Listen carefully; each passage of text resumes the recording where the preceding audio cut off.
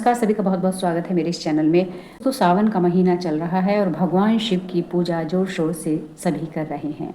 भगवान शिव इतने दयालु हैं, इतने सौम्य हैं कि बहुत ही जल्दी, बहुत ही सहज रूप से छोटी सी प्रार्थना से ही प्रसन्न हो जाते हैं और कुछ भी वरदान दे देते हैं।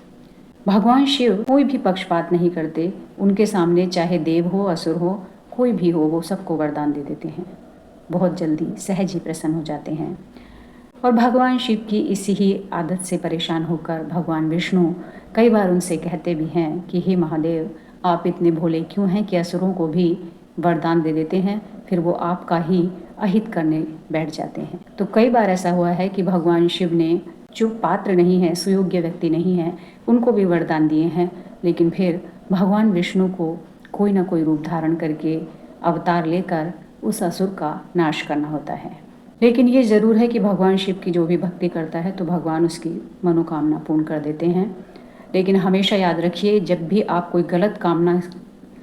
किसी गलत कामना से आप ईश्वर के सम्मुख जाएंगे, भगवान शिव से कोई भी वरदान मांगेंगे, तो उसका अंत में आपको दुष्परिणाम ज़रूर भोगना होगा। भले ही वो आपकी इच्छा थोड़ी देर के लिए पूरी हो जाए, लेकिन आपको उसका परिणाम ज़रूर भोगना पड़ेगा।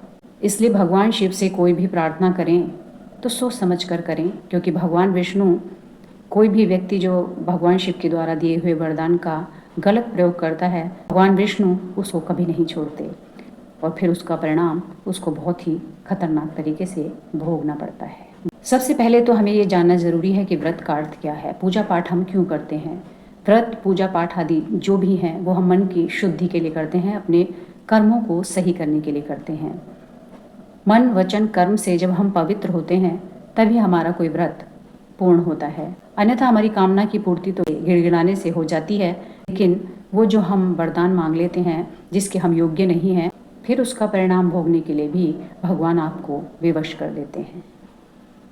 इसलिए सोच समझ कर ही भगवान से कोई वरदान मांगिए और हमेशा याद रखिए कि कम से कम व्रत वाले दिन तो आपका मन पूर्ण रूप से शुद्ध हो जाए। और इस तरह कोशिश कीजिए कि जब भी कोई पूजा पाठ, व्रत आदि करें तो हमेशा भगवान से प्रार्थना करें कि आपका मन सबके प्रति पवित्र हो जाए और आपके मन के दूषित विचारों का नाश हो। किसी के प्रति भी आप दुर्भाव न रखें, सभी के कल्याण की सोचें। एक दिन यदि आप इस तरह की शुरुआत करेंगे तो धीरे धीरे आपका मन पवित्र हो जाएगा और आपका ये अभ्यास आपकी आदत बन जाएगा। इसलिए कोई भी व्रत करें तो हमेशा ये याद रखें कि वो व्रत तभी संपूर्ण होता है जब आप शुद्ध होते हैं। खाली भूखे पेट रहने से कोई व्रत नहीं माना जाता। पूजा पाठ करने के बावजूद भी आप किसी के प्रति घृणा, द्वेष के भाव से भरे हुए हैं तो आपके सारे व्यर्थ जा रहे हैं ये पूजा पाठ और व्रत आदि।